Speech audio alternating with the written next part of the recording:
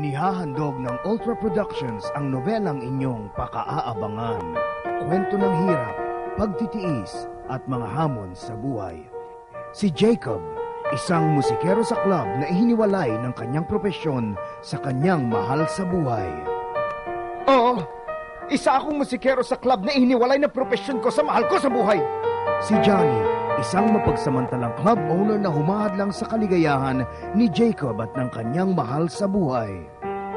Sinasabi mo bang ako ay isang mapagsamantalang club owner na humahadlang sa kaligayahan mo at ng mahal mo sa buhay? At si Julie, isang waitress sa club. Siya ang ugat ng pagmamahalan at di pagkakaunawaan, bunga ng maling pag-aakala, pagbibintang, paninisi, kapabayaan, kawalan ng tiwala, at di pagkakaunawaan ng dating matalik na magkaibigang sina Jacob at Johnny na pareho niyang mahal sa buhay. Tama. Ako si Julie. Ito ang mga natatanging katauhan na walang tigil niyong susubaybayan. Joy in My Heart.